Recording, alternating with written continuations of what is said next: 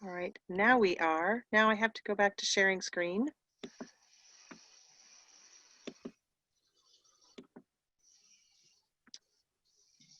All right, we should be recording. So I'm kind of taking the big view. I'm going to talk about when we say Lyme disease, what bacteria we're talking about and how you might identify which of those co-infections that you might have. Discuss the findings of this group, the Global Lyme Alliance, which has a new name. They've had 3 new names. I think it's Lyme Smile, something. It's got a new name, and talk about persister organism strategies and end up with a little bit on COVID-19. So next slide. Yeah, I think if we do it in this slideshow format, I don't know that that works. I have just one big screen here and it doesn't, I can't do it in that format. Oh, wait, here we go. Can you just, there we go. Is that it? Yes. So I think if you just hit the forward arrow on your keyboard, that will advance it. Okay. Was that the next one? Yes. Okay, perfect. So Borrelia, Babesia, Bartonella, the one that we know as that people kind of mix up a lot at the beginning. Ehrlichial Anaplasmosis, Rocky Mountain spotted fever, Q fever, and viruses. Next slide. So let's talk a little bit about each one of these. And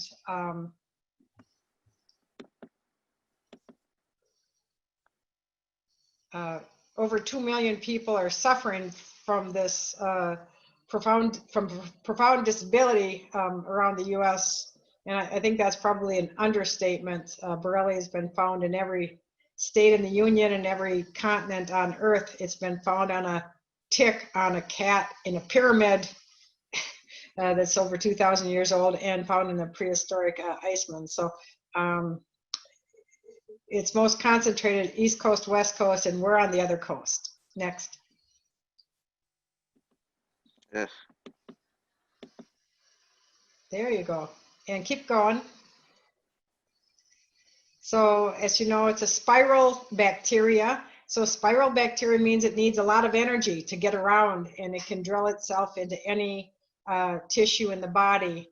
It can cause heart pain with irregular heart rhythms and congestive heart failure. It can cause muscle and nerve pain or swelling, nerve pain and weakness. You can name any body organ and any symptom, and I can just about guarantee you that Borrelia has caused it. It is a shapeshifter. Next. So those little spirals are Borrelia trying to enter a cell. Next. Next. So Borrelia can be in a film. Inside that film, it's impenetrable to antibiotics. So that is when we talk about a biofilm. There has been some disagreement. There should no longer be any disagreement. The science is clear that in a primate that was infected with Borrelia, they got treated with prolonged antibiotics. Ticks were fed on that primate and then bit another animal, and there was infection, showing that it's still transmissible after a 3-month course of antibiotics. And now we know why, that there's antibiotic tolerant persister organisms that contribute to symptoms post-treatment. Next. And I'm wondering if I can do that myself. No. Okay.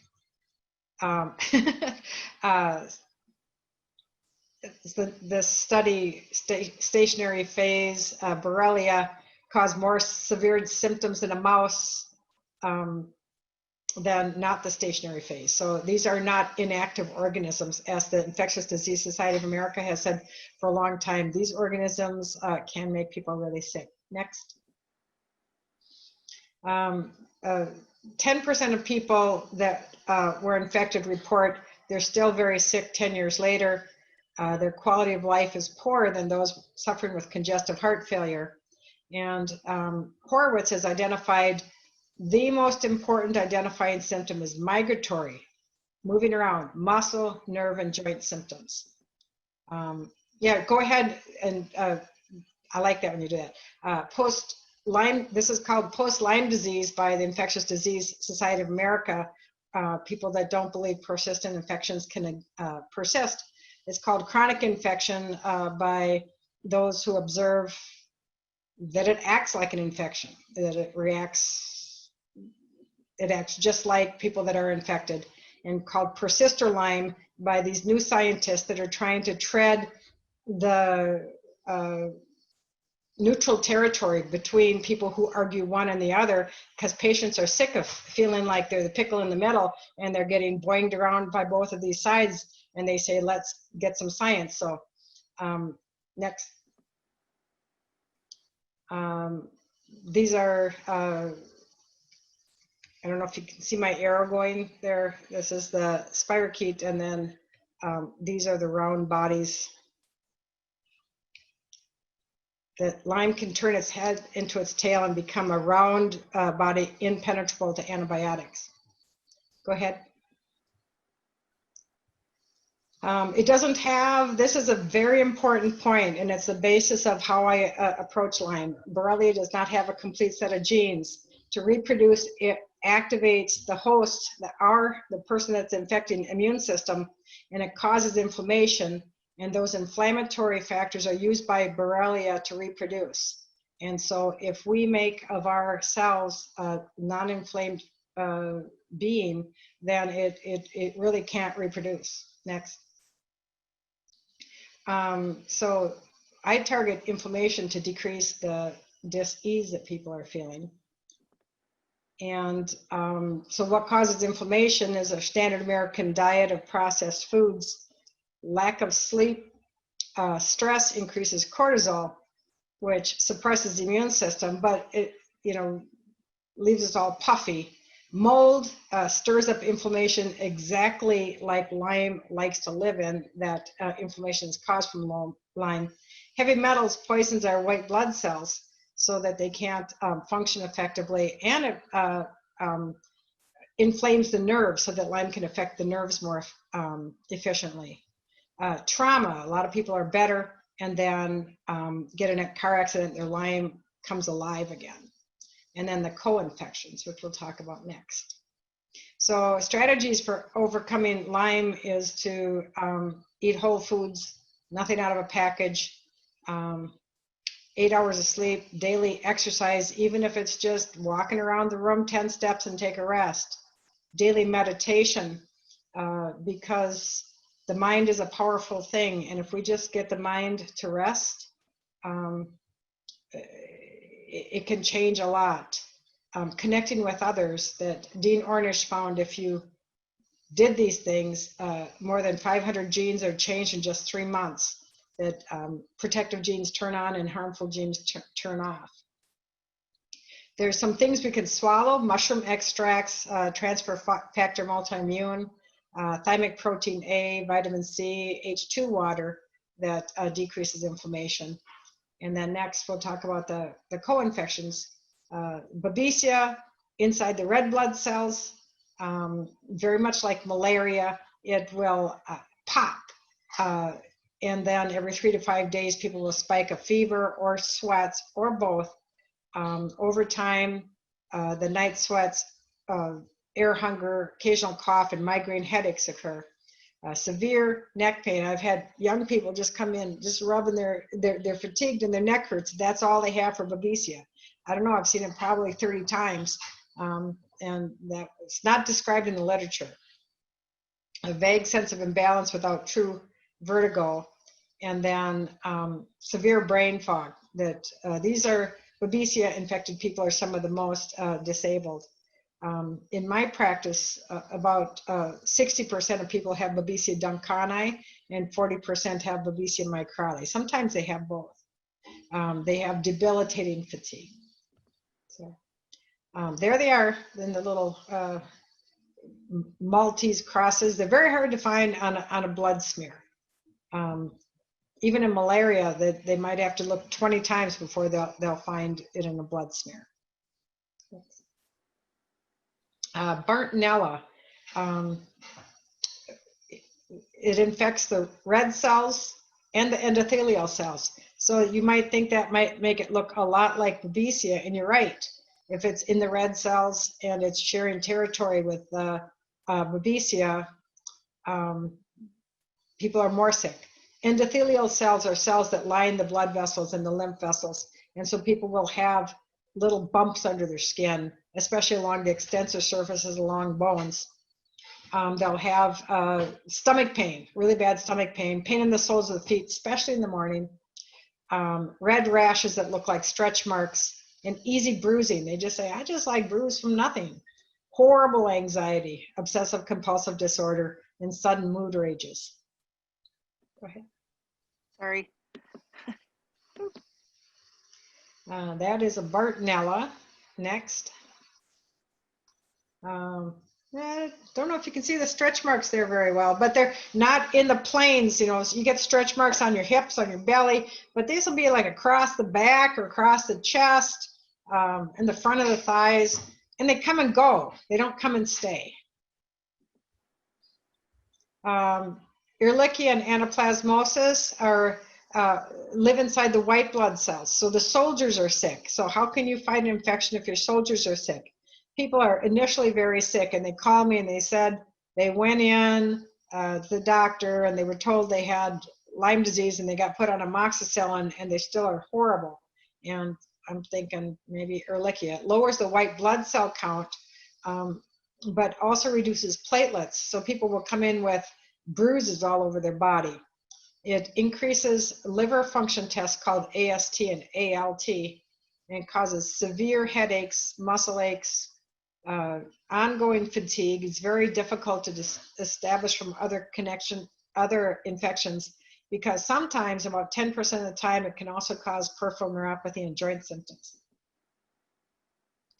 And that little white purplish dot there next to the big nucleus of the cell is anaplasmosis. Next. Rocky Mountain spotted fever is not usually spotted, and it's not usually in the Rocky Mountains. I've seen it about 5 times, and persistent. People get fever, headache, stomach pain, nausea, vomiting, muscle pain, extreme fatigue, and the rash might persist for a lifetime. Next.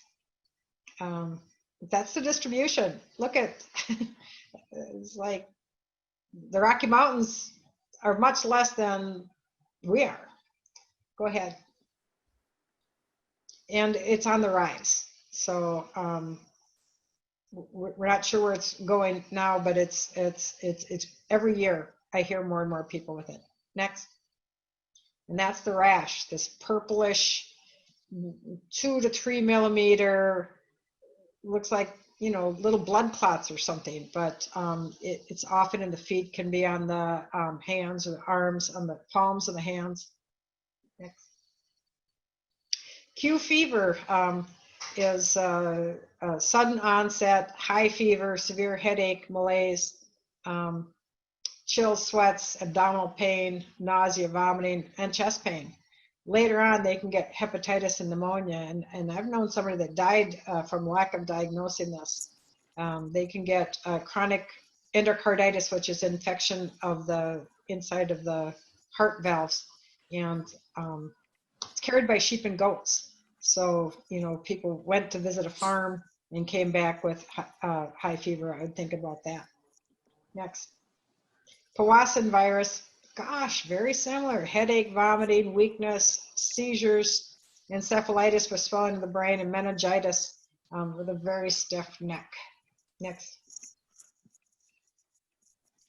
So other viruses like Epstein-Barr virus, human herpes virus 6, and cytomegalovirus have persistent fatigue, worse with exercise, sore throats, lymphadenopathy, high liver function tests, and low white cell count, and severe autonomic dysfunction. Next. So what do? I try to think of the timing. Does it come with a high fever? Do the symptoms come and go every 3 to 5 days, every 3 weeks, every 4 weeks? The severity and the location of the symptoms. Next. And then if it was gradual onset, I would think of Borrelia and Bartonella. If it was sudden onset, I would think of these ones: Babesia, Ehrlichial Anaplasmosis, Q fever, Rocky Mountain spotted fever, Powassan virus. Easy bruising, Bartonella, Ehrlichia Anaplasmosis, Rocky Mountain spotted fever, Q fever. Lymph node swelling, Bartonella, but also mycoplasma, chlamydia, pneumonia, and viruses. And so people always say, where are the lymph nodes? So that picture on the right that's the mesentery that holds up the intestines, and it's like an apron covering the intestines. And those little green lymph nodes there, they get inflamed, and people just have abdominal pain that's impossible for people to diagnose. And then next one. These are the lymph nodes in the whole body. So you go, oh yeah, I have been having, my armpits have been swollen, or my groin. Next. The very first person I saw with Bartonella came in at 9 in the morning, and when I came out of the office at 5 at night, she's still sitting there. And I said, well, how can I help you? And she goes, Dr. Vrchota, I have anxiety, but the anxiety in Bartonella is a quiet anxiety. They just look calm. But she said, like, I can't go home. I can't go to bed. I can't go to sleep. This is severe. And that was my first introduction to this quiet anxiety that happens from Bartonella. Viruses can cause it, and strep can cause an infection where you make antibodies against your brain that makes you severely anxious or obsessive compulsive disorder. Next. So there's the young person with the neck pain, Babesia. Next.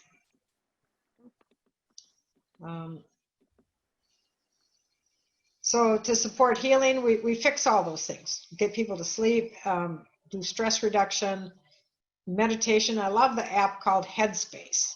It's very reasonably priced. It's got 2,000 different meditations you can do, starting with 5 minutes, 10 minutes, and work your way up to 20 minutes. Alpha Stim has these little units that go on your ears, and they make brain waves like you're meditating. Like if you just feel like you can't get around to it, you can sit and try to meditate, and it'll meditate for you. Follow Michael Pollan's Eat Whole Foods, mostly vegetables, not too much. Do you have to be vegan? Do you have to be paleo? Do you have to be high carb, high fat, low fat? You know, that's an individual thing. But I think eating whole foods, avoiding sugar, alcohol, and caffeine that burn out the part of the brain that coordinates thoughts. And the more that we push ourselves with those things, the less resilience we have. Avoid chemicals, pesticides, and herbicides that are toxic. They toxify the brain. One person came, I saw you talking, they said, don't eat sugar. But Susan Pierce Thompson has done the research that flour hits the brain exactly like sugar. What kind of flour? Any kind of flour. Sugar and flour cause this inflammatory condition and addictive feelings like you got to have more. So avoiding sugar and flour during the healing process is really important. Take probiotics anytime you're on antibiotics. So those are just some examples. I think we can skip to the next one because people will get that when they get the handout if they want it. Immune strengthening, resistance training actually increases your body's ability to fight infections. That's why soldiers can go and get cut and not like die of infection. Stretching exercises, balancing exercises like Tai Chi. I'm trained in traditional Chinese medicine, and my feeling is the flow of energy through the body freezes up. And so when I often have people do Tai Chi or acupuncture at the same time they're doing a treatment with me. Aerobic exercise is the very last thing that we add in. It's never where I start. When starting to feel better, we add sauna, which we now find out it sweats out toxins. That's good. It makes the bacteria stick out its shock proteins. They go neener, neener, neener, so the immune system, will go and kill it. But it actually, the recent study has showed that hot followed by cold can increase natural killer cell function by 500%. So it's probably good for all of us. Do you want to admit that person there, Dorian? Oh, sorry.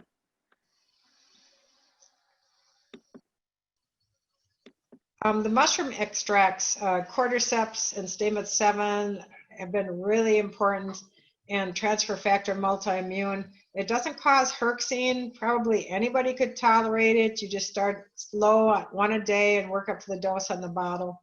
And ProBoost thymic protein A, gosh, probably 80% of my patients have found that to be really helpful. The Wellness Pro frequency machine has specific frequencies for people that have pain from Borrelia, Bartonella, Babesia, and my patients have really liked that. They have been able to get them off of antibiotics and stay off of antibiotics for a long time. Frequency-specific microcurrent, like Carolyn McMacken talks about, has been very helpful in like decreasing facet and disc symptoms, that when those flare, Lyme gets in there with the inflammation, so that decreases the inflammation. That frequency-specific microcurrent does not kill bacteria, but it decreases the inflammation that allows the bacteria to come in. Acupuncture to move the chi, intention and visualization, to spend part of every day visualizing yourself, step by step getting better. Energy Reiki, where people, when I was in medical school, the nurses just put their hands like this over a baby, and 3 minutes later their fever went from 105 to 99, and I thought, what? Yeah, this is 1980, and like, how come this is not being used everywhere? This is like, they proved it works way back then. Prayer. I have had patients come to me. The mother brings the daughter, the wife brings the husband. Dr. Vrchota, we just want to come see you one last time because we went to this faith healer and we're all better. We don't have any symptoms anymore. And that's like, the mind is a powerful thing, and spirit, we're all connected to this earth. I believe it happened. If it happened to you, then it happened to you. I don't doubt that. Go ahead.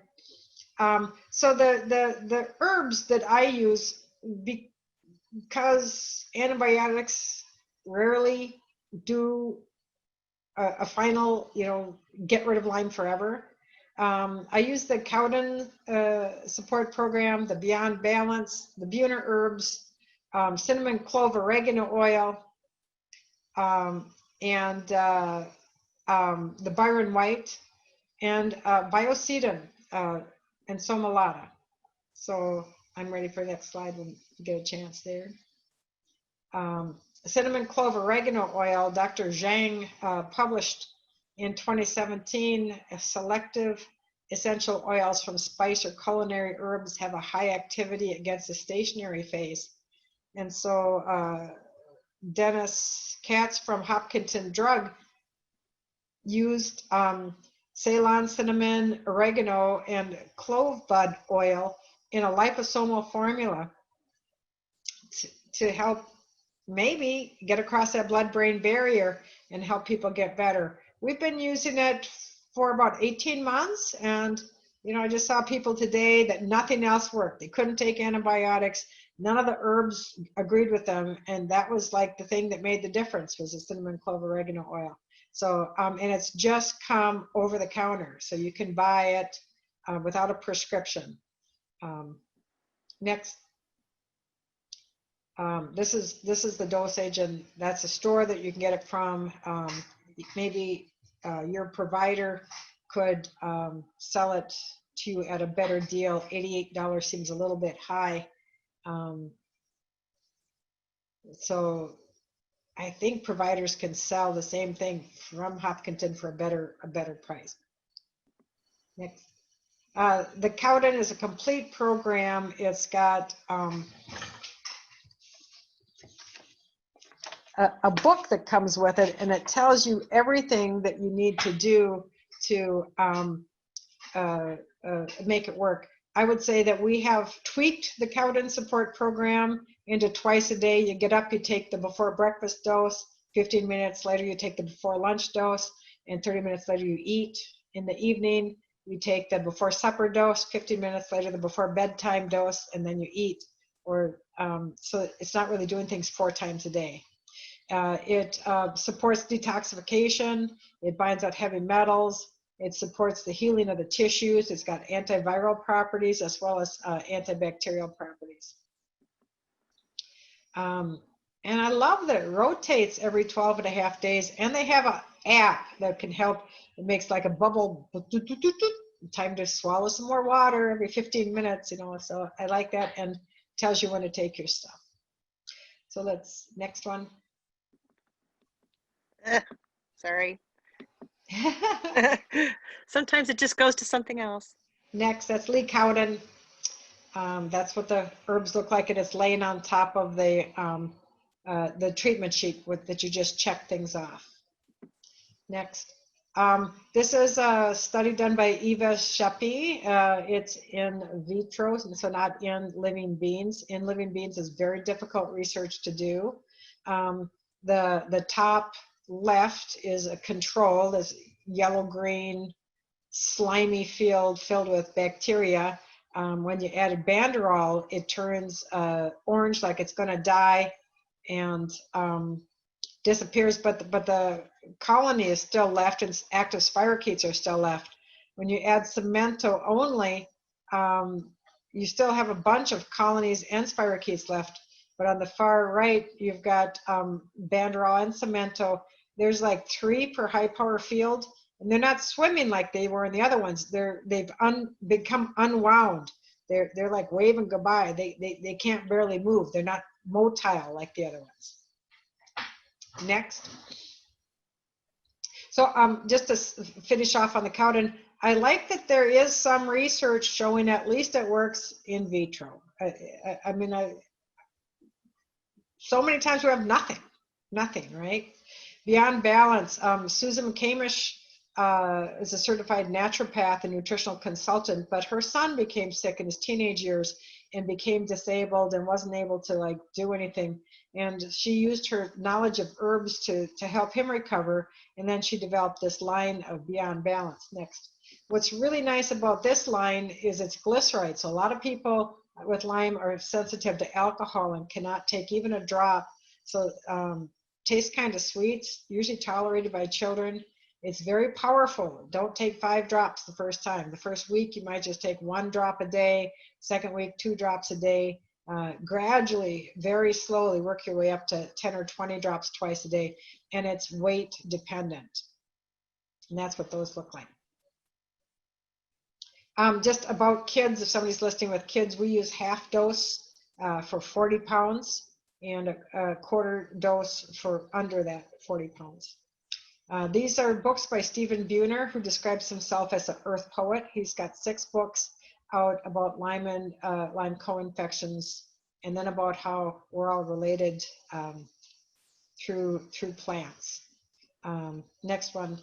That's what he looks like. He looks like an old hippie. He said he stopped writing books and is going to play in a rock and roll band, but then he wrote a bunch about COVID, so he just can't help himself. He's the grandson of the Surgeon General under President Eisenhower, and he's got a long family tradition of both medicine and herbalism, and he has blended them very nicely. If you've ever heard of Dr. Rawlings, Dr. Rawlings, R-A-W-L-I-N-G-S, has read his book and combined them all at once. So the books are online. Next one. So I use Kate from Woodland Essence because,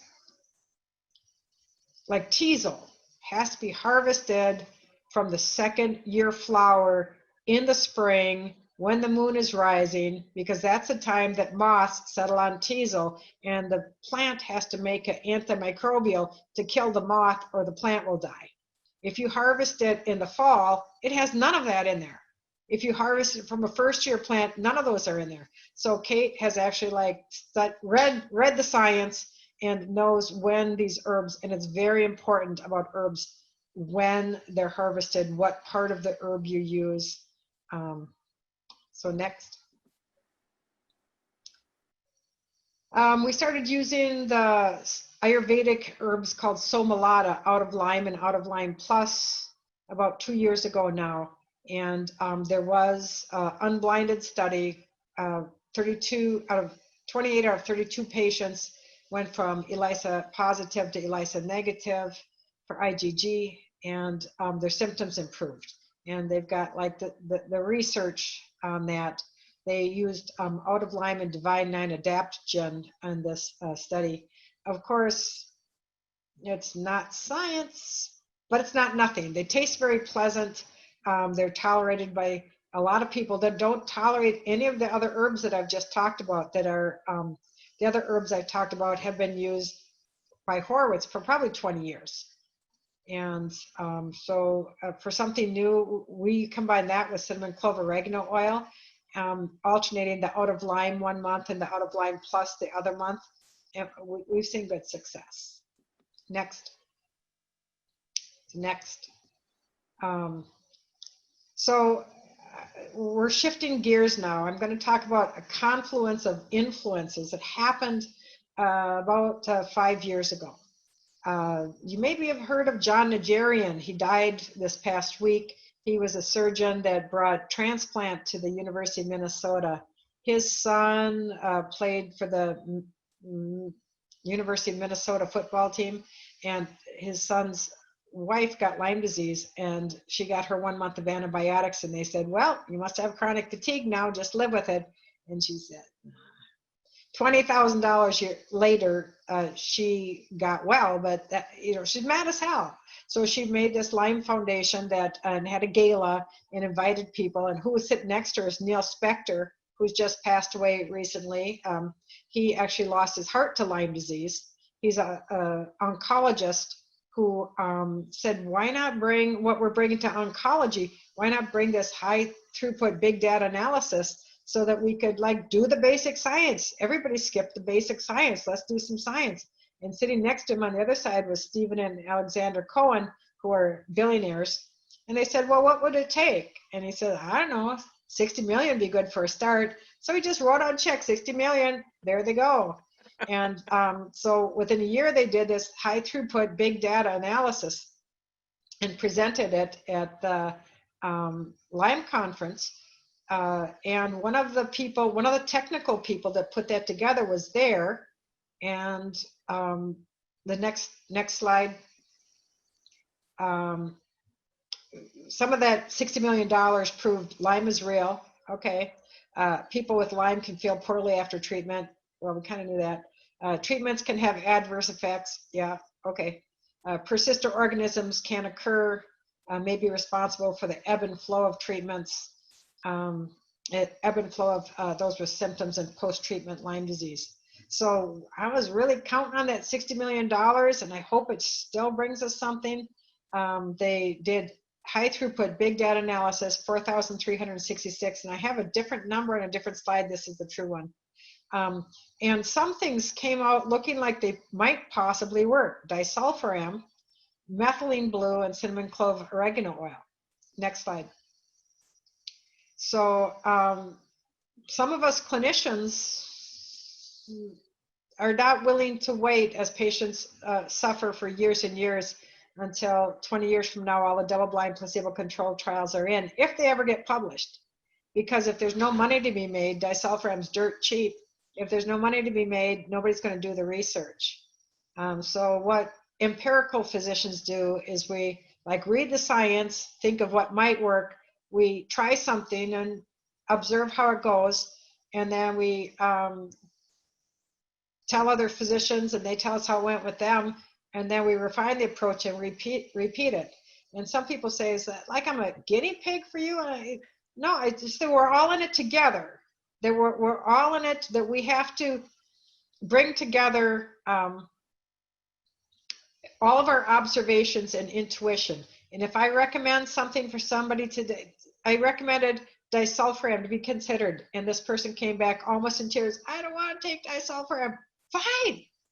I just want you to consider it. I want do my due diligence of telling you about like what I see, and then you say how that sits with you. We decide who to marry, what career to go into, where to live in this world based on our intuition. And I never write off intuition. So let's explore what some providers think that they've observed from disulfiram. Next.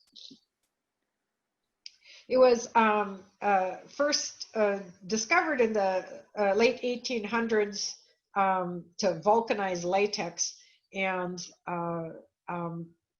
it was found that people that worked in that plant vulcanizing latex got a severe reaction when they drank any alcohol. So it was used in the 60s, over the last 50 years, to give to people that wanted to quit alcohol but just couldn't make themselves quit because they'd get a antabuse reaction, which they would have nausea, vomiting, stomach pain, become severely ill. So one of these people that was at that 2016 conference shared it with Dr. Legner, and Dr. Legner put him on some disulfiram, and then he published in May of 2019 about 3 cases that got better and stayed better and are still better today. Next. Disulfiram is generally safe. It's got a long history of safety in people with impaired function. I don't know if you know this about alcoholics, but they have low white cells and low white cells that don't work very well. And generally they tolerated it. It impairs an enzyme called acetaldehyde dehydrogenase, which turns alcohol into acetaldehyde. And so when you get that reaction, the severe nausea, headache, brain fog, if you consume alcohol, even a sip in any form. Go ahead. Has some possible serious side effects, which I don't think we really understood a year ago. Encephalopathy, brain dysfunction, I have not seen that. Neuropathy, both peripheral, cranial, and autonomic. I had somebody that had gastroparesis for 6 months after being on it. Possible irreversible brain damage to the basal ganglia, which helps coordination. Can produce hypomania, where people, Mom, am I okay? Look at me. Am I okay? Do I look okay to you? People just like have these odd affects, and you put them on a little tiny bit of an antipsychotic, and they came out of it. But it took about a month for them to feel normal.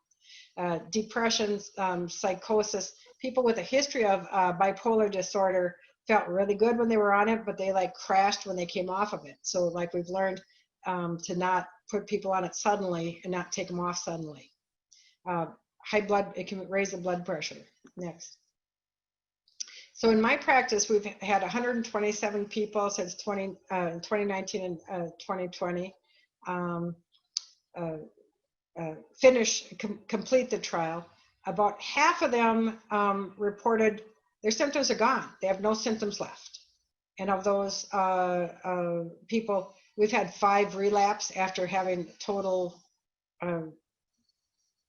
elimination of their symptoms. About 25% of them said that they were at least 75% better. They could get back to their life. They could stop being on unemployment. They could go back to work. They could have a life. 10% got worse. Seizures, psychosis,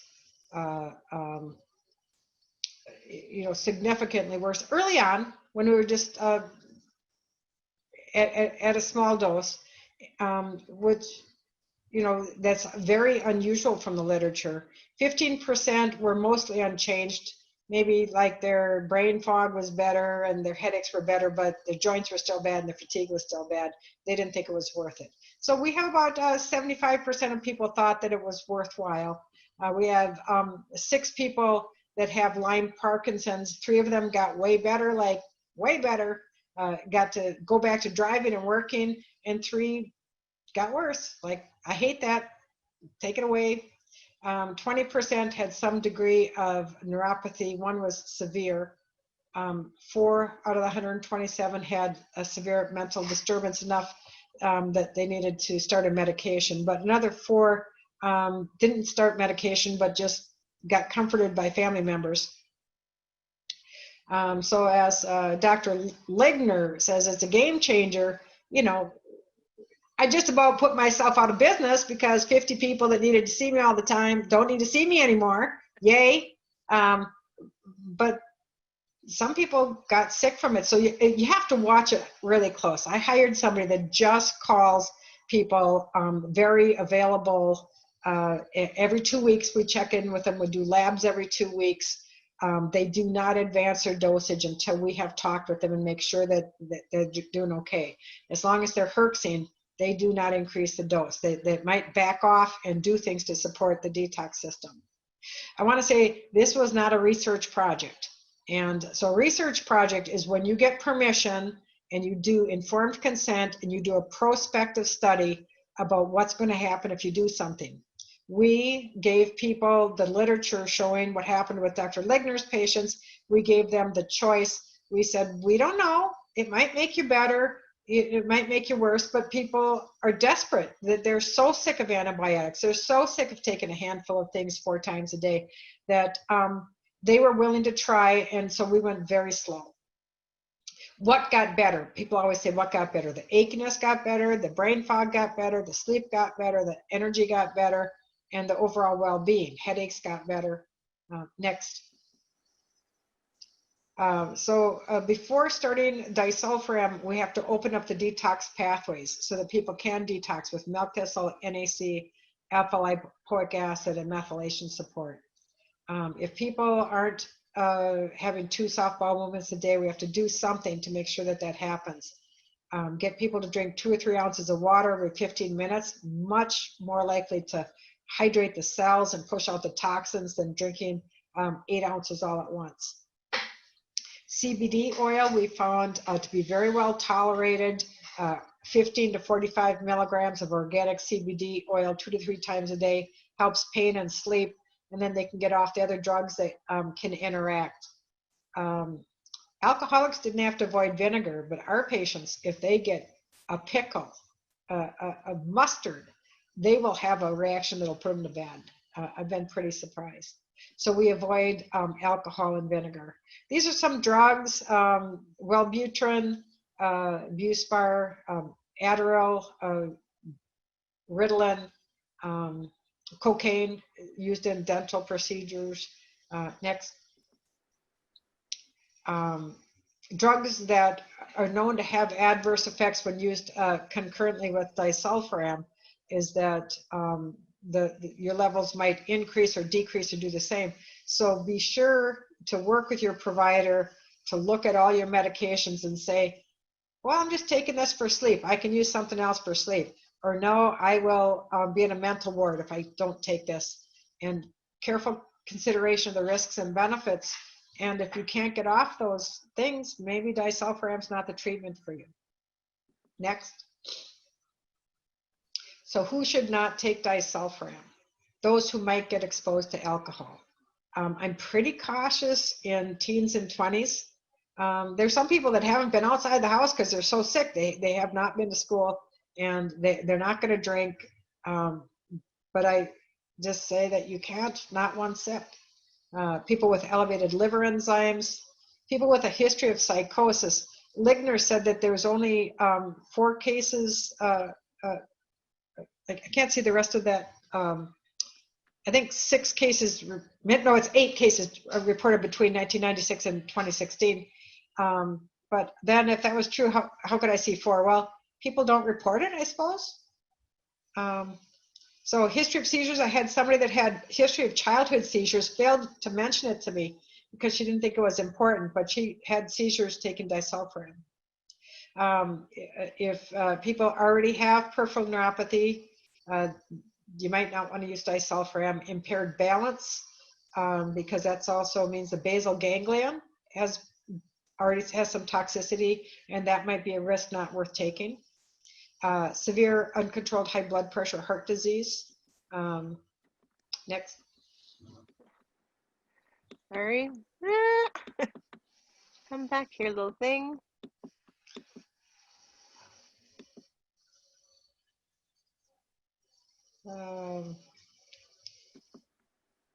that where you want to So, be?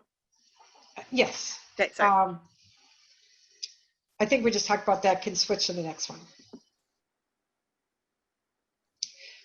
So before you start Disulfiram, you identify foods. What I did is I just made a big bunch of lime peanut sauce I was going to use for dressing and for, like make vegetables taste something, and like lemon salad dressings, and use that like everywhere I went. I went on, like, we go biking, we go out for salads. I brought my own dressing everywhere because I wouldn't trust anything. But then I put pickled herring on my plate. Oh, my liver enzymes went nuts. It was bad. Vinegar, mustard, coleslaw, Worcester, mayonnaise, sugar alcohols like sorbitol, mannitol. These are in a lot of toothpaste. These are in a lot of nasal sprays. Sugar gets into the gut, combines with candida, which many of us that have had antibiotics have a lot of candida in there. And we get alcohol from eating sugar. And people will have the exact same reaction, the headache, stomach aches, sweats that they get from alcohol that with sugar. So we really, we've seen people's liver function test, normal is like less than 40, jump up to 200 overnight from having a muffin, a gluten-free muffin. So you have to be really willing to make those changes. The reason why people can't have caffeine on Disulfiram is because Disulfiram blocks the excretion. And so I had somebody who's just drinking a cup of green tea a day, thinking it's not very much caffeine. By the fourth day, she couldn't sleep, and we had to take her off Disulfiram for 2 weeks before we could get her sleep. That the caffeine just was causing palpitations and severe insomnia. Some people use vanilla to keep gnats off. It works great for that, by the way, but they had an anti-abuse reaction from it. Stevia and alcohol, likewise. Anything fermented like kombucha or hard cider, fermented veggies like sauerkraut can cause that anti-abuse reaction.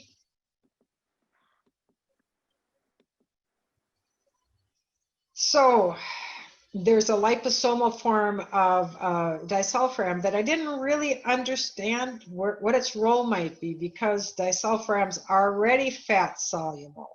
It's already, stays in the body a long time. But what I finally came to see when we started using liposomal Disulfiram, we have no more patients with elevated liver function tests. Like, it stops that first pass through the liver that makes people's liver tests become abnormal. It also decreased our neuropathy from 10% down to less than 1%. So we're very impressed with Hopkinton Drugs liposomal formula. Next slide. That you can compound the liposomal formula down to 31.25 milligrams and start with one of those once a week. Or if you want to start really low, one of those once a week. This is not where I started. I started at 62.5 once a day. And so, like, I go way slower than I used to go. Disulfiram, I've got people with mast cell activation that react to every ding-dang thing you give them. And I put them on Disulfiram 5 milligrams, 10 milligrams. They take once a week, twice a week. And they have gotten up to taking 62.5 a day, and their Lyme symptoms are like going away. So you can go very slow. Next. Dosage is individualized. So if you have the tablets, start with an eighth or a fourth of a tab with a liposomal formula every 3 to 7 days to increase until you're up to 62.5 or a quarter of a pill once a day. But we have our patients check in every time before they increase the dose and tell us, you do not know where you stand until you've been taking that dose for 14 days. It takes 14 days to get to a steady state. So day 3, day 7, you're fine. You might be horrible by day 14. You just got to wait and see. Next. Adverse reactions, I think we went over this. We found that people have adverse reactions to facial cream, hair conditioners, shampoos, has caused severe fatigue, anxiety, and rashes. And we got them some products that didn't have alcohol in it, and they were fine. So it was a adverse reaction combined with disulfiram. Next. So some things that we do is we give vitamin C and zinc with food that binds out the nickel in food. So nickel from our food increases, disulfiram binds to that nickel and can't do the other job it's there to do to kill Lyme, and it can make that nickel poison to your liver. So that's why we use those, vitamin C and zinc mid-meal. We monitor their copper and zinc levels so that they're not too high and not too low. We check a CBC. We start every 2 weeks, and then we go to every 4 weeks.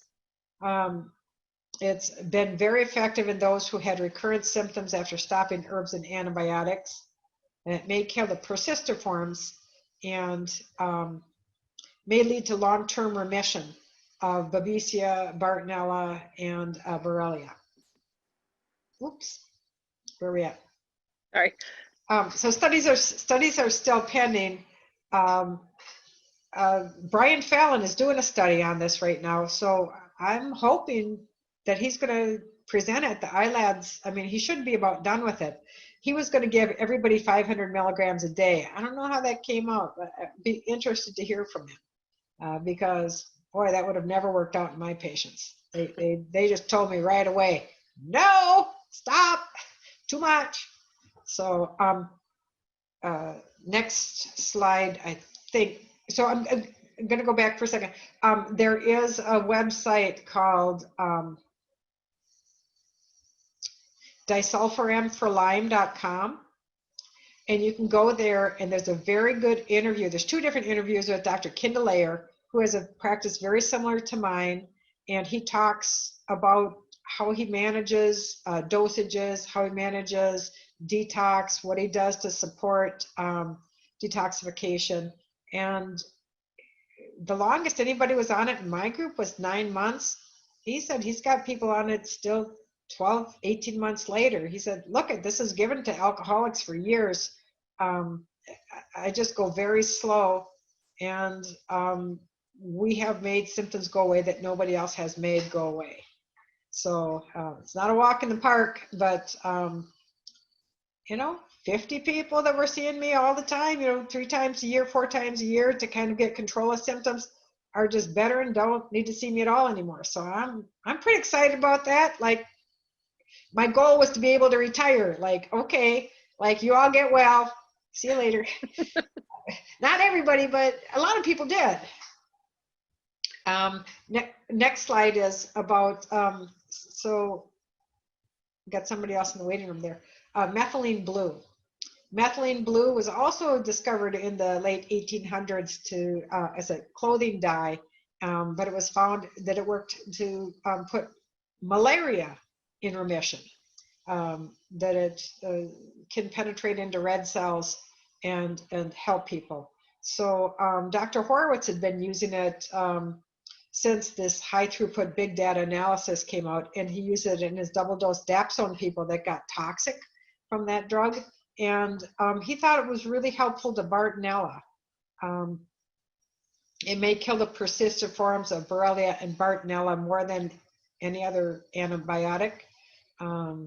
Research has not been done on living animals, so it's just all theoretical. It cannot be absorbed orally unless it's compounded into liposomal formula.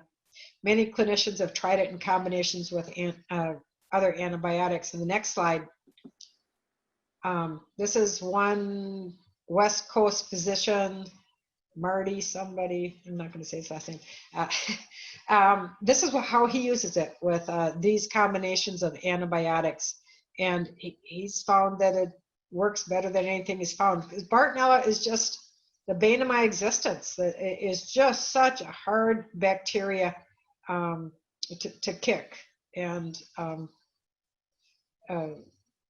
even the researcher from University of Minnesota, Department of Dermatology, her son had it, and she's biopsied him, I think 13 years later, and he still has it. He's doing pretty good. He feels good, but it's still there. So I think I'm glad that that $60 million is spreading to Bartonella research too. Next. Lots of drug interactions. You can read fentanyl, warfarin, serotonin reuptake inhibitors, SSNIs, mirtazapine, stains your tears, sweat, and urine, and then your toilet bowl blue, may irritate the prostate and the urinary bladder. We've had quite a few people. I think we're up to 50 people taking it 1 to 3 pills twice daily, and I'd say half of people responded. Not 75, but close to half of people, or maybe half better. Not 90%, not 75% better. So, for example, I had a gentleman with Lyme Parkinson's who has been on oral antibiotics and IV antibiotics and herbs. None of it, the oral antibiotics worked at the beginning, but stopped working. Methylene Blue, he just quit getting worse. He was getting worse and worse month to month. It looked like, you know, bad news. And then he was on Methylene Blue, and he's stable over the last 6 months. Okay. So we try something, see how it goes, refine it, and try something else. Recently, this study showed 4 to 5 COVID-19 patients in the ICU after all other options had been exhausted. They were given intravenous Methylene Blue, vitamin C, and NAC, and 4 to 5 lived after they were fully expected to die. So it brings us to the next topic, COVID-19. Zoop! I just want to say that there's more to do than just nothing, that there's a website called medcram.com. Dr. Roger Swalt is a pulmonologist who's done 106 every day, maybe 4 minutes, maybe 12 minutes, not too long, but he tells you like what's new. He looks at the research, and if you wanted to just go to episode 100, you could, he kind of reviews like what he's talked about in the previous ones. And he said, if you want to learn about hydroxychloroquine, go to this one. If you want to learn about ivermectin, go to that one. So next slide. He said, this is what I take. He's a pulmonologist taking care of people in the intensive care unit, and he doesn't want to get sick, and he doesn't want his family to get sick. So he takes vitamin C every day. I say to bowel tolerance, not him. He says 250 or some small dose because he's conservative. Hasn't studied vitamin C like integrative doctors have, and know that it's been shown in China to help people in the intensive care unit quite a bit. It's like in New York, the rich hospitals and the poor hospitals, people in the rich hospitals lived and people in the poor hospitals died. Rich hospitals were using IV vitamin C. Zinc blocks viral replication. You have to monitor zinc and copper levels. After 6 months, you might have to add a little bit of copper Monday, Wednesday, Friday. So you need a zinc ionophore that gets the zinc inside the cells. Quercetin can support the zinc getting inside the cell. And NAC can support the body. So that you've heard about this oxidative storm that happens, and then people like go down the drain. So that's, these free electrons are flying around, and glutathione gets used up. And in its oxidized form, it can't neutralize that oxidative storm anymore. NAC refreshes glutathione. So it takes the used up glutathione and reduces it, so then it's good to go again, and can help your body when it's really in trouble. Next slide. So Dr. Swalt said, what did people do when there was a syphilis epidemic or the 1917 flu? What did we do before? And he showed pictures of a hospital in 1917 with steam baths.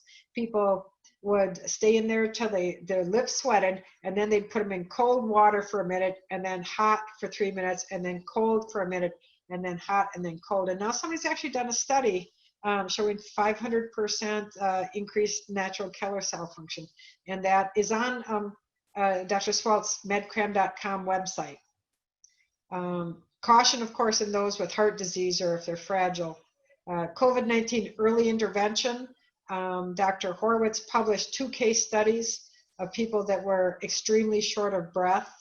One of them was his medical student's mother, and she went to the hospital. Her O2 saturation was 90%. You had to have an O2 sat of 88% to get in the hospital, but she was too tired to eat. She couldn't even swallow. And they gave her glutathione, 2,000 milligrams. 20 minutes later, she's up doing meal preparation. So I have some just in case, 2,000 milligrams twice a day for 3 days helped these 2 people that he published about be able to breathe again. So there's not nothing. And Dr. Swell just presents the science. Like he says, next slide. He says that, we don't have the proof we need yet, but we have evidence. I had 4 people call up with COVID toes. These toes that get blood clots in them look like chilblains, look like frostbite, red, burning, hot deposits of small blood clots. So there's something called proteolytic enzymes that support the body in clearing fibrin clots. Health Canada published lumbar kinase in DVTs in a series of people with deep venous thrombosis. That lumbar kinase was the only thing used to clear the DVTs, and it worked. So it's similar to streptokinase. If you had a stroke and you went to the hospital, they'd give you IV streptokinase. There's 3 oral things: lumbar kinase that comes from earthworm droppings, nattokinase that comes from soy, and serrapeptase that was originally derived from silkworm saliva, but now it's made synthetically. And if you wanted to go to my website, KarenVrchota.com, under health news, I've got like the details. You don't have to write it all down. And any of my patients can get just in a flow sheet. I've got a flow sheet of those supplements. And there's the Disulfiram for Lyme. So next slide. All right, ready for questions. All right, I'm gonna take down the screen here. So if folks want to go to their chat and send any questions, do we still want to keep everybody muted, Dr. Vrchota? Well, did you get any questions? Let's see, here's the chat. Oh, somebody's sound was poor, but I think that just might be their internet. Is there a raise hand option?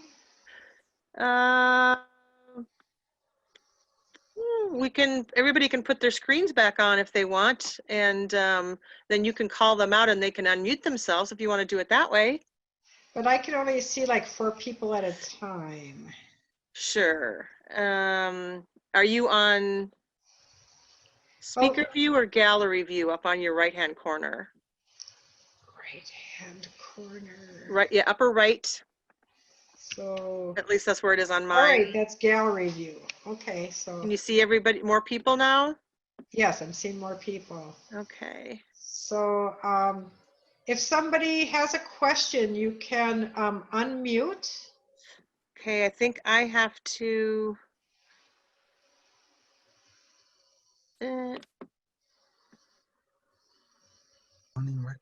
There are questions now in the chat.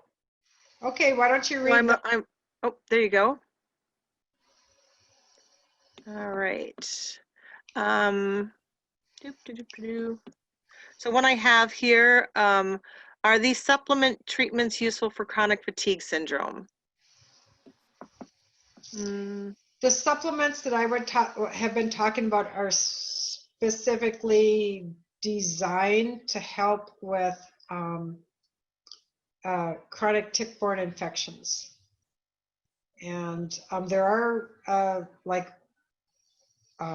transfer factor multi-immune and ProBoost are very helpful in chronic fatigue syndrome that's not due to Lyme disease. And I have seen people just like that had, like Dr. Teitelbaum had a viral onset. He didn't have Lyme at all. And so I think most of the, like the supplements I talked about, serrapeptase, lumbrokinase, that's anybody that has a clotting problem, that would be helpful for those people. We did have a question. What is H2 water? Hydrogen water, there's little tablets that you put in a bottle of water, and then you put the cover on, and the hydrogen goes into the water, and then you drink that, and when you drink it, it gets the hydrogen into your blood and helps to I think there's research and biofilms with the H2 water, but we've had people's night sweats disappear when they take that. Have you heard any more about azlocillin as a new breakthrough for Lyme treatment? AZLOCILLIN. You know, I'm not really excited about any antibiotic. I mean, not that I don't believe they work and are helping, but I believe that in response to every antibiotic, we'll have the same thing, the biofilm and the Lyme persisters. Lori, what do you think? Myself, yeah, I've had a bunch of people really very aggressively interested in it, and the only data that I could find, I think it's one of those things that there's some preliminary in vitro test tube evidence. There's nothing at all on people, and it's been kind of like touted as potentially useful, but the jury's still out. It has not been used even on other animals, let alone on humans. And so all my patients who have said, well, what about azlocillin? I'm like, not ready for prime time. So yeah, the hype often precedes the science. Another question we had here was, can you speak about mold illness versus Lyme? We often see them together because mold is so common, and people have different genetics, and so people living in the same household, 2 people might be very sick from the mold and 4 people might be well, and so that's always confusing, and so they think it's an infectious disease. But I would say mold doesn't have migratory muscle, nerve, and joint symptoms as its signature expression. That people feel very sick and tired and toxic, that they gain weight, that they cannot lose, but they kind of like, they're sick and achy all over. But Lyme, it moves around. All right, can you talk about how symptoms show in children and how do you know if they are getting better? Symptoms in children, it often affects developmental stages. So somebody started reading at 4, doing great, 5 or 6, 7, all of a sudden they forget how to read. They've been potty trained since they're 3, and then at 6 they stop being potty trained, and they checked it's not an infection. Speech, they're getting along fine with everybody, and then they can't get along. We've seen people develop autism spectrum symptoms that went away when they got treated for Lyme disease. I think irritability in a newborn, if a mom was sick when the baby was born and that baby is just crying and either has no tone, it's just a floppy baby, or like just jittery. That's a symptom that we see in infants. Teenagers fail to move on, that they might retain little girl qualities when they're 15 or 16. They still like their Barbie dolls or whatever. They just can't move on. We've had panhypopituitary, where they just don't make any hormones and they don't get their periods at all. because Lyme can affect all of the glands, the thyroid, the testicles might not make testosterone. Guys have low testosterone, and women get no cycles or irregular cycles or heavy cycles.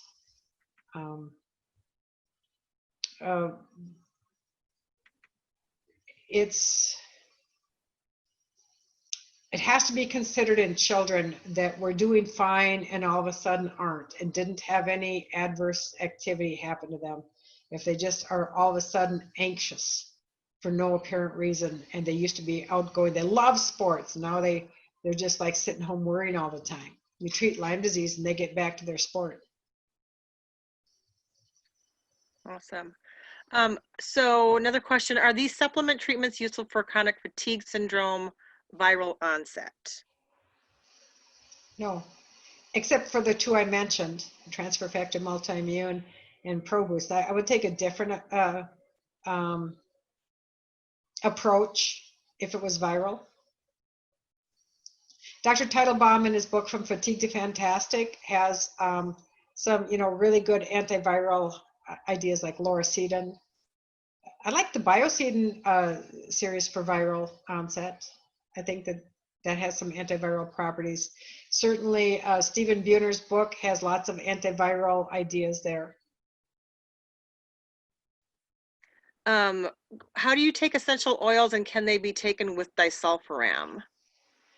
So the essential oils I talked about were cinnamon, clove, and oregano oil, and those are in a liposomal formula, which means it's fat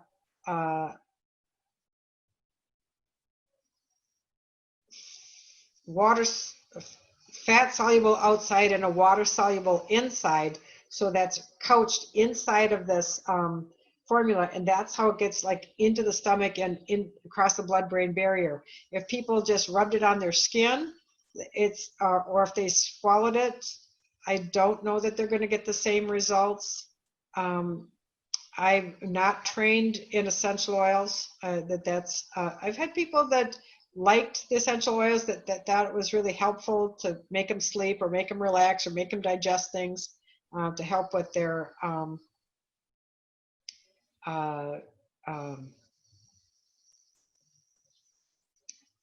mood. But I don't, it hasn't been helpful in my practice to stop migratory muscle, nerve, and joint symptoms, or improve energy or brain fog or make headaches go away. Perfect. I will answer this next one. Will we be able to access the notes? So at the end of this, I will put up my email address. If you wish to get the notes from this, actually it's the notes off of Dr. Vrchota's slides. You can send me an email and I will send you that PDF. I'll also post it on our private Facebook page, if that's okay, Dr. Vrchota, so that my email, so that people can, if in case they don't get it tonight, that they can go to our private Facebook page and get my email address. Just send me an email and say I would like Dr. Vrchota's notes, and I will email those to you. And do you have a file on that page? Well, yours was in a PDF form, which you can't put on Facebook. So I couldn't figure out how to put it. I couldn't figure out how to export it to a different type of file, but if I can, I don't really want it on Facebook. Yeah, I didn't figure you did. So this way it's just them sending me an email and I will send them that file that you sent me. Okay. Okay, if that's all right. What are your thoughts on vaccines, COVID and or flu?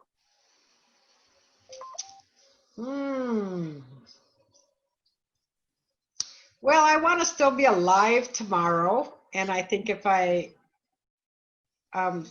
said all that I know, I might not be, and so that in itself says what I think about vaccines, perhaps. I know that people that have been sick have gotten sick again, and they've gotten a worse case the second time after they've been very sick the first time. So that makes me think it's not going to be like measles or chicken pox, where you get it once and then like you're good for life.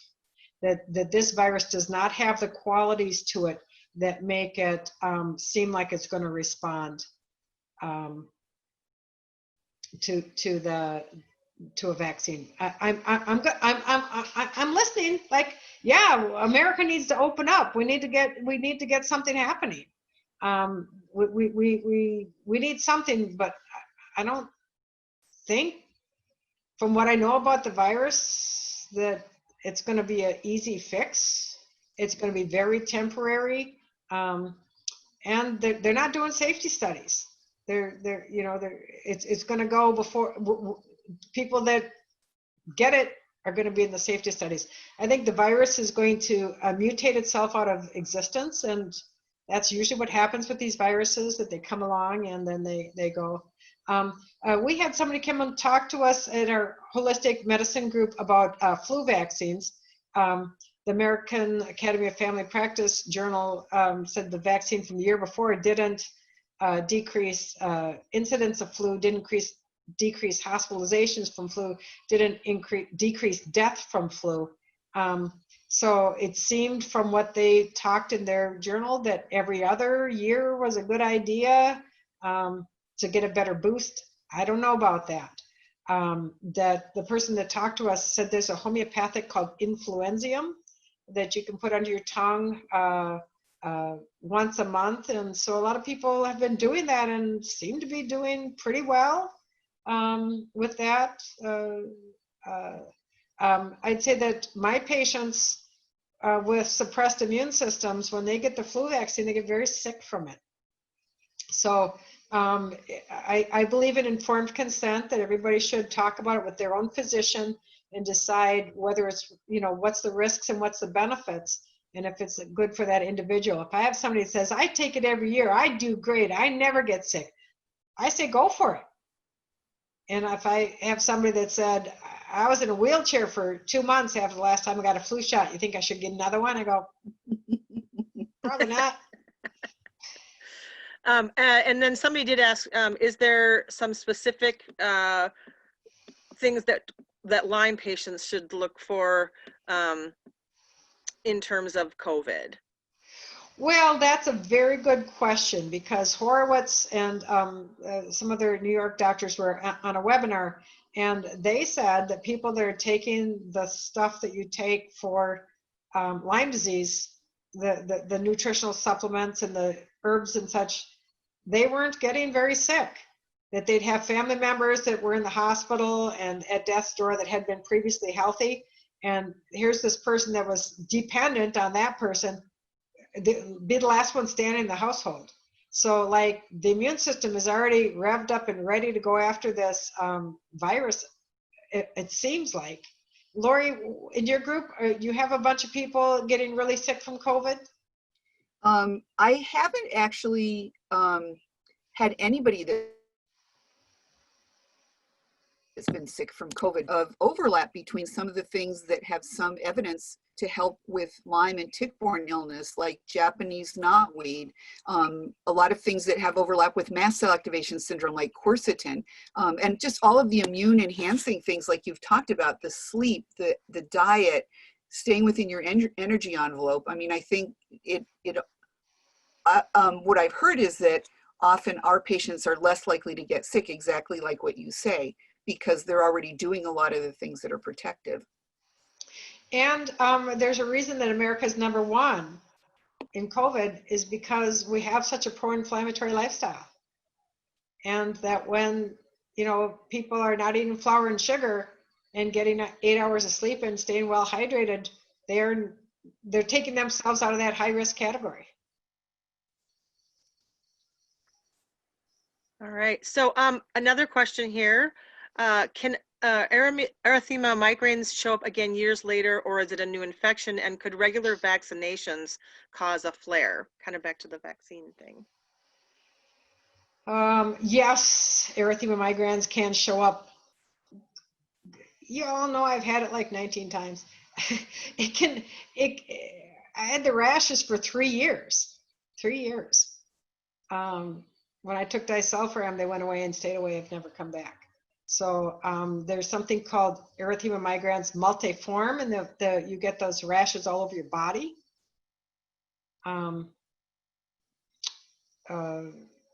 Can vaccines cause it to flare?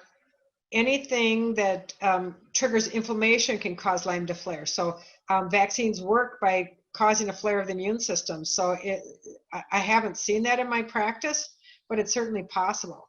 I'm not an anti-vaxxer. I'm totally in favor of tetanus vaccines, pneumonia vaccines, pertussis. Some of these vaccines those are horrible diseases. I visited a graveyard full of children that had died of diphtheria in the 3rd and 4th grade. Yeah, I mean, we don't see that anymore. So like vaccines have done some significant good. I think each one of them has to be evaluated. What I object to is that there's a turning away from obtaining informed consent. That doctors are being told, don't get informed consent. Just tell them you vaccinate your children. They should vaccinate theirs because it's the right thing to do. And that's not medicine as I learned it. These are the risks. These are the benefits. Do you want to do it? That's what I learned as a doctor. That's what informed consent is. Thank you. This is a question. I have been taking DSF for 6 months and struggling getting past 62.5 megs per day without crashing and increasing liver numbers. Would that mean DSF may not be a good fit for me, or would be recommended to continue at this low dose? Well, I would consider liposomal disulfiram. I would like look at what's going on. Is there mold in the household? Is there something else? Or I've had people that are slow metabolizers. That's all they need. 62.5, they get better. All their symptoms are gone. But if they're at 62.5 for 6 months and their symptoms aren't gone, and they've looked for mold and there isn't mold, and they've done everything they can do to open up those detox pathways, then I'd say, gosh, I'd try something else. Have you heard of visual disturbances on disulfiram? Blurred vision, pretty common. Maybe 80% of people have blurred vision. They just can't focus. Any research or information on colloidal or ionic silver solution? One more time. Any research or information on colloidal or ionic silver solution? Well, the first conference I went to, Kenneth Ligner was presenting autopsies from 4 women that had died of Lyme disease. I had no idea people could die of Lyme disease, but they were showing brain slices. But they said, in this silver slide, I go, why did you use silver on the slide? Because it makes the spirochete stop moving. It stops it in the spiral form. So it makes it a intriguing possible treatment. I think the long-term safety studies of Argentin 23, that you'd have to drink 23 gallons of it before you could turn blue, get argentism. So, but I haven't found it to be, the thing about Argentin 23 or hydrosol silver or colloidal silver is that it stays where you put it. So if you swallow it, it's going to treat the gut. If you spray it in the sinuses, it's going to treat the sinuses. If you spray it on the skin, it's going to treat the skin. You can't squirt it in the brain. You know, you could give it intravenously, and I do know people who have gotten 8 ounces intravenously every day for 3 months, and they were asymptomatic for 3 years. There's a special way to do that. Don't just like do it. It's got to be like combined in a certain way. But then they got sick again. So it was 3 years off of 3 months of therapy that didn't cost that much. That seemed like that was pretty good run, but then it came back. So and I have not ever seen that with oral silver. I have not seen that remission with oral. I think I know the answer to this question, but are you taking new patients? Yes, we're welcoming new patients. Since we let go 50 patients that don't need to see us, we've got openings next month. We've got the whole month open. What is resistance training with elastic bands? So somebody was asking what that is exactly. Yes, you could use resistance training, or you could just imagine that you're lifting the heaviest thing in the world and imagine that you're letting it down, because then you don't actually get snapped in the face by the band if it, like, you have to let go because you've overdone it. So that's where you strengthen the muscles. There's a study done in chronic fatigue patients at Mayo Clinic that did resistance training. They did 3 sets of 3 reps of the heaviest thing they could lift or move 3 times a week. And at the end of the study, they got up to 10 reps, 3 sets, 3 times a week. And they had bigger, plumper mitochondria. The part of the cell that makes energy got bigger and plumper. If people started with aerobic exercise, they started walking or running, and then they did resistance training later, they ended up with a whole bunch of scrawny mitochondria that couldn't make energy. So that's why we always recommend strengthening exercises before aerobics. If dealing with mold, SIBO, and Lyme, which do you tackle first? Any quick pearls to share? Well, you can take care of mold and SIBO at the same time, right? There's nothing.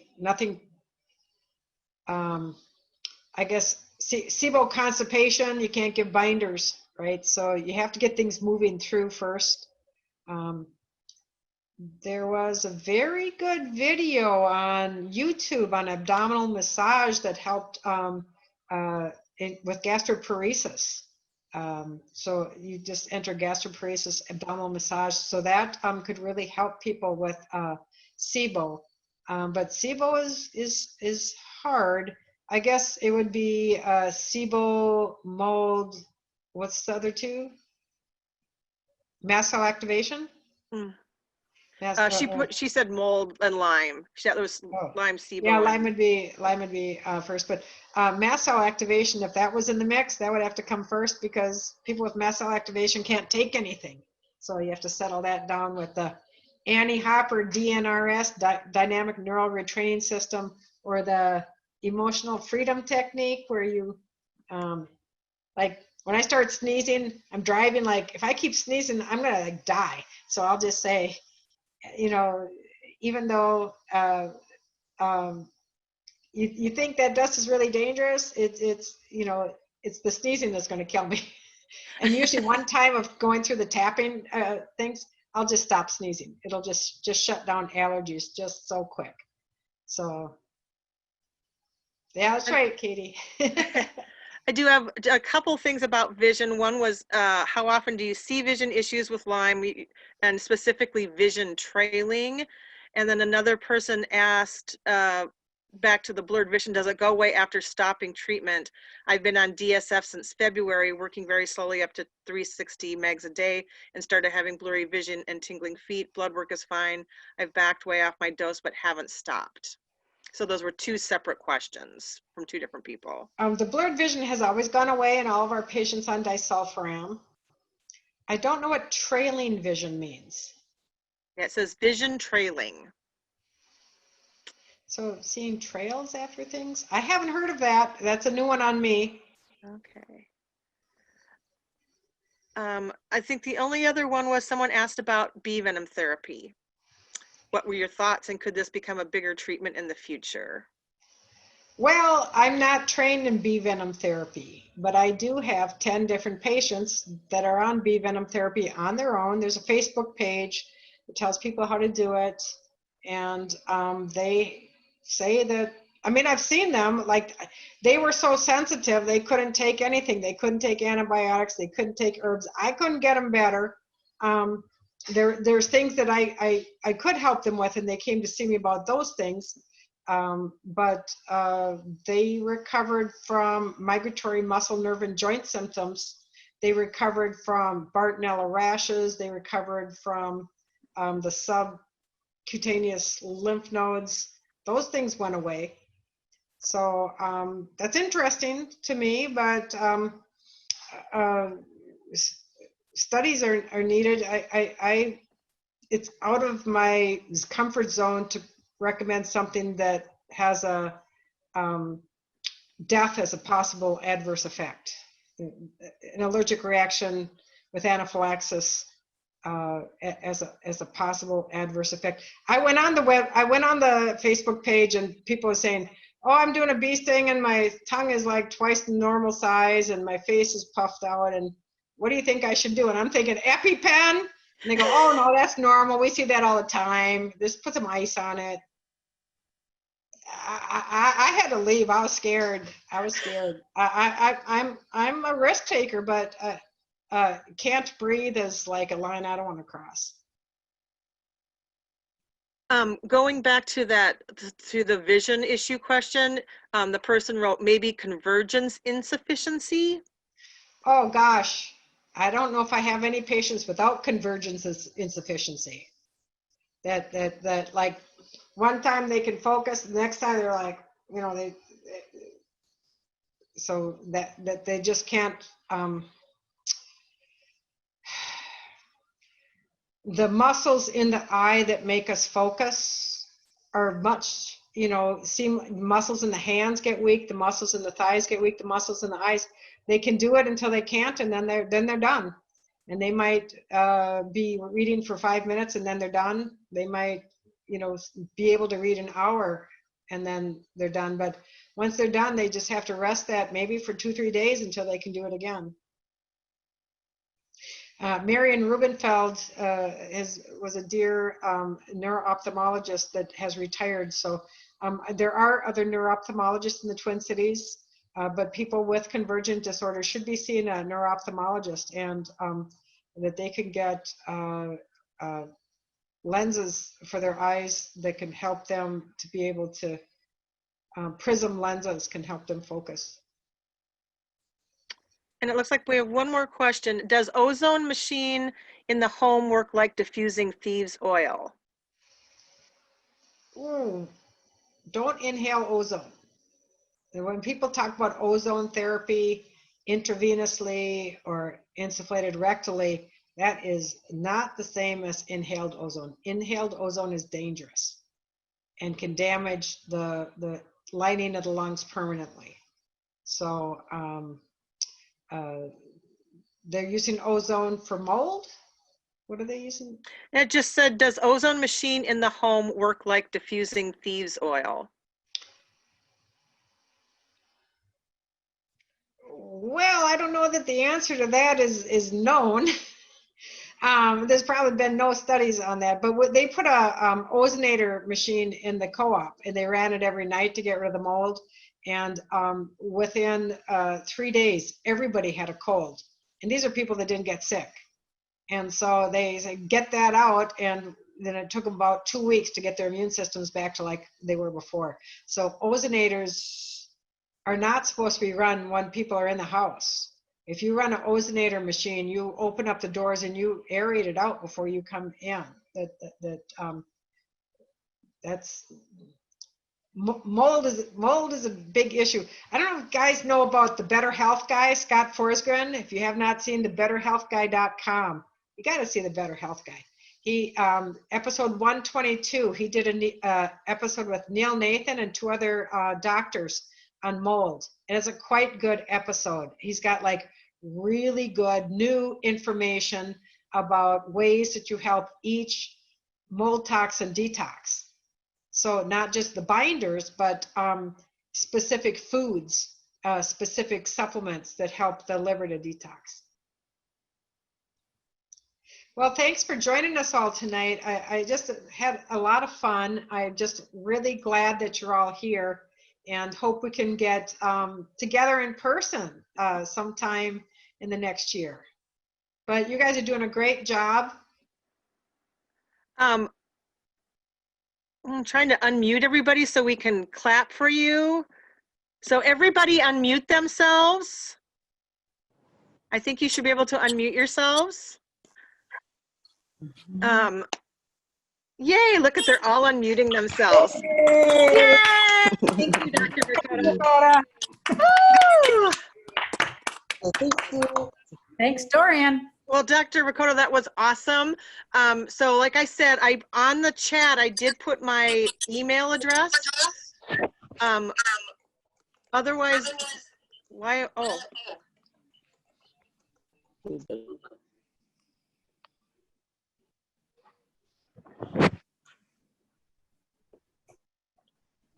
So if you didn't see it, it's Dorian.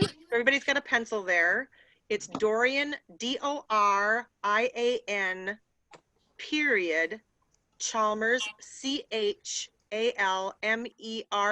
and then 3 letters, D as in dog, B as in boy, N as in nut, @gmail.com. And I will put it on our private Facebook page, my email address, so then if you missed it somehow, you can go there and I will email you that information.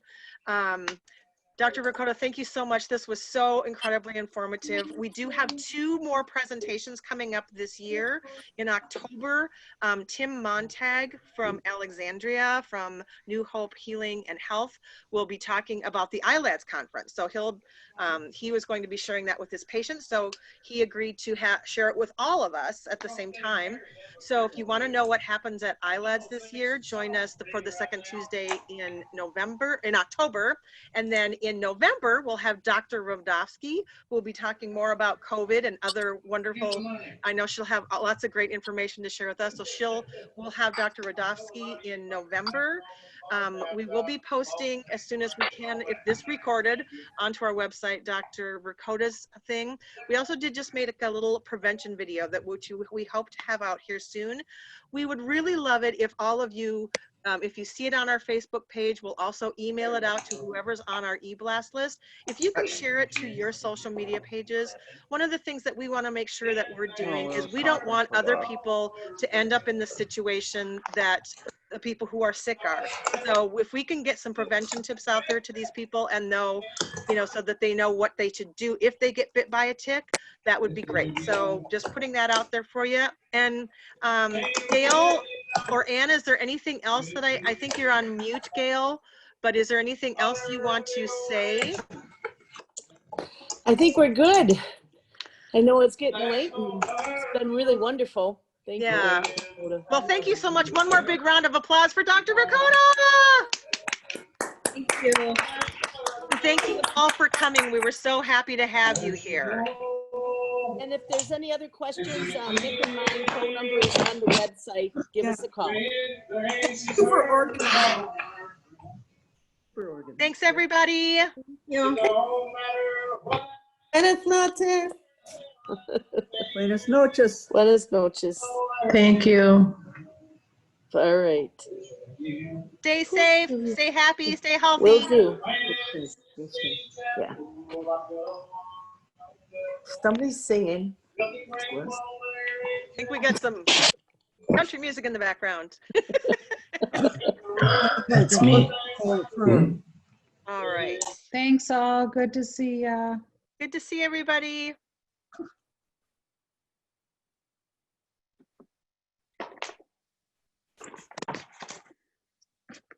All right. Well, I'm going to end this meeting for everyone. So thank you again. And Gail and Ann, I will see you in a little bit on that other invitation. Okay. All right. Thanks, guys.